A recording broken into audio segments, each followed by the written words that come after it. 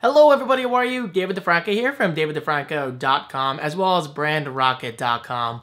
Please check it out, the link is right below. I appreciate it. Okay, so just a few minutes ago, Tim Cook left the stage after presenting their It's Been Way Too Long keynote regarding iPads, Macs, Yosemite, iOS 8.1, and all that good stuff. So as usual, I'm going to do my quick recap of everything they announced and give my quick thoughts regarding, well, what I thought. So let's get started. So first, right off the bat, Apple did announce that OS X Yosemite is available for free today. So if you're a Mac user, I highly encourage you to go out there right now, and by out there, I mean just opening up the Mac App Store and downloading it. Again, for completely free, it'll give your Mac a brand new look and feel, and overall, I think it's a pretty good thing. Now, me personally, I'm not going to be able to upgrade until next weekend, because for my vlog viewers, or whatever you want to call yourselves, you probably know that I won't be home a lot for the next 10 days or so. I'll be back and forth between here and my parents' house since they're in Florida. So in other words, I want to be here when I upgrade to Yosemite, and I actually want to have enough time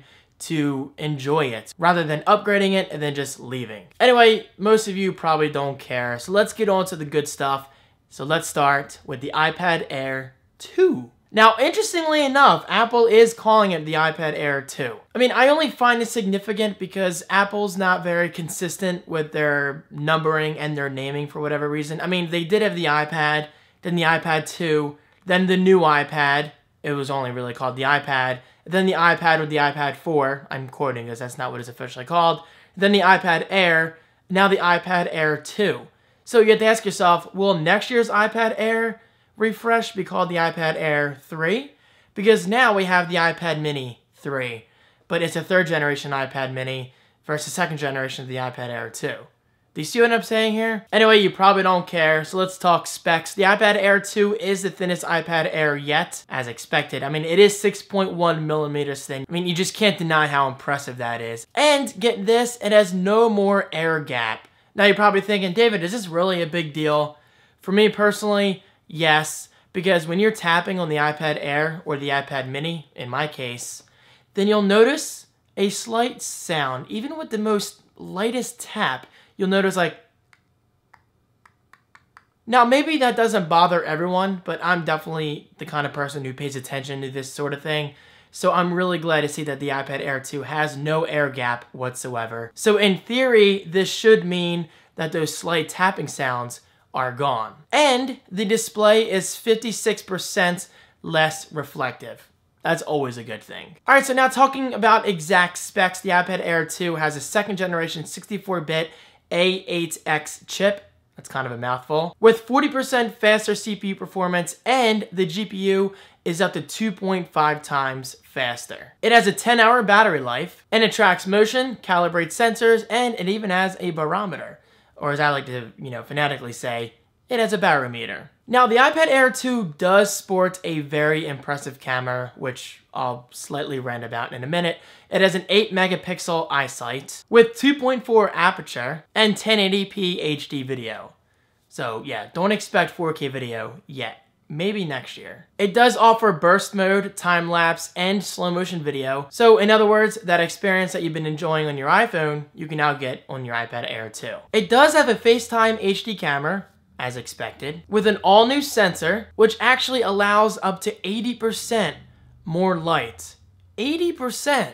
That's not bad at all. And I'm all about that lighting, so that's nothing but good in my eyes. So real quick, before we get into the rest of the iPad Air 2 features, I do want to quickly rant about people saying, stop taking photos with your iPad. Because I saw a few tweets on Twitter. I'm not going to call anyone out because I consider these people my followers and my friends and whatever they want to call themselves. Let me just say this in a nice, calm, mature manner. We shouldn't care what others do with their iPads. If people want to hold up their iPads and take pictures, then let them.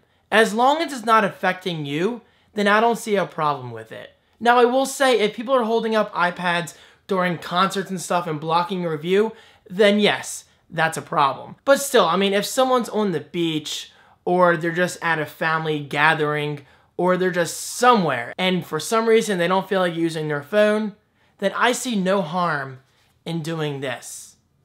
I mean, I've done it quite a few times. Like, for instance, my iPhone 5S is sometimes charging in my bedroom. I don't feel like getting it, and I have my iPad here, and I want to take a quick picture to send to someone, or just a tweet on Twitter, which I've actually done several times, then yeah, I'll bust out my iPad mini. This isn't that big. And a lot of people have to keep in mind, it might seem weird to take pictures with an iPad, but that's only because iPads are still somewhat new. So as the years progress, taking pictures with our tablets won't be weird at all. Just my 2 cents. Why is it always 2 cents? I would much prefer like a couple dollars. Anyway, the iPad Air 2 does offer faster Wi-Fi with 802.11ac as well as Touch ID. So there you go, the iPad Air 2 officially has Touch ID support, and that's a big deal. Now, excuse me as I glance below because I don't want to get this part wrong. The iPad Air 2 does start at $499 for 16 gigabytes, which, kind of like the iPhone 6 and 6 Plus, they kind of want you to spend a little more for more storage. Meaning, yes, the iPad Air 2 64 gigabyte model goes for $599, so that's not bad at all. And finally, topping out at $699 for 128 gigabytes. So if you want my personal opinion, go for mid-range, 64 gigabyte for $600. That's really not bad. And you can pre-order starting tomorrow, October 17th, and they ship next week. Now let's talk about the iPad mini. As you guys probably know, I freaking love my iPad mini. This is my favorite iPad of all time because of one main reason, the form factor. Do you see what I'm doing right now? While this is technically possible with the iPad Air, it just never really felt natural. This feels natural. I love picking up my iPad and just using it without feeling like I'm holding some kind of large device, because this isn't really that large. It's 7.9 inches versus the iPad Air, which is 9.7 inches. Now, don't get me wrong, the iPad Air is a very impressive piece of technology. I mean, I owned one, so I'm saying that from personal experience. But still, I prefer this form factor. It just feels right to me. So finally, with all that babbling aside, I really love to talk. As of today, I'm glad to announce that the iPad mini 3 is official. Now, unfortunately, Apple barely gave it any attention, but still, at least it's receiving an update. So the iPad mini 3 has a 5 megapixel iSight camera, 1080p video recording, FaceTime HD camera with 802.11ac supports, and yes, supports for Touch ID, as expected. I mean, was anyone not expecting Touch ID support on the iPad mini? So this is definitely very cool because there have been a few times where I went to put my thumb on my home button and it didn't unlock. But that's only because I'm used to using my iPhone 5S, which admittedly I don't always have Touch ID enabled, but when I do, it works quite well. Now, Apple didn't touch upon this, but I really hope it's the case. I'm really hoping that the iPad mini 3 has better color gamut, meaning the iPad mini 2 is currently washed out. And keep in mind, I'm kind of a graphic design person, so it's stuff I notice right away. I mean, this wouldn't bother everyone, but looking at this display versus something like the iPad Air 2's display, or the iPad Air, actually, yeah, the iPad Air 2, I almost said 3. See what I mean? 2, 3, it gets kind of confusing. Then yes, you will definitely notice a difference in the overall quality and color reproduction of those two displays, because the iPad mini, unfortunately, has that washed out look. Now, with that said, it's not a huge letdown to me if it doesn't have a better color gamut, because I don't use this for graphic design or anything. I mainly use it for social media, web browsing, and anything related to that. So I will say I have gotten used to the washed out look, but still, I'm not going to deny it. I want better color reproduction. I want better color gamut.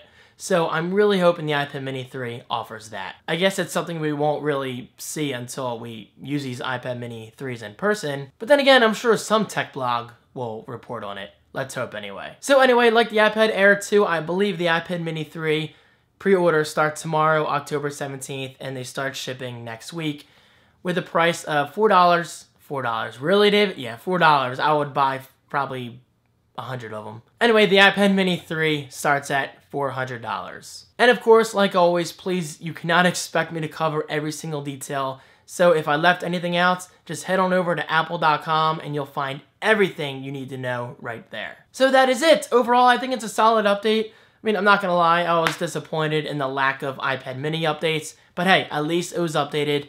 So yeah, I mean, this thing will be on eBay by this weekend, and I'm really excited to finally get my hands on a newer version of the iPad mini. So guys, that's it. Thank you so much for watching. Stay tuned for my next video, which is all about the new Retina 5K iMac. Yes, Retina 5K, as well as a new Mac Mini. So that's pretty exciting. Stay tuned for that video. Guys, your support is awesome, and I will see you, well, in that video. Maybe, right? I hope. Peace.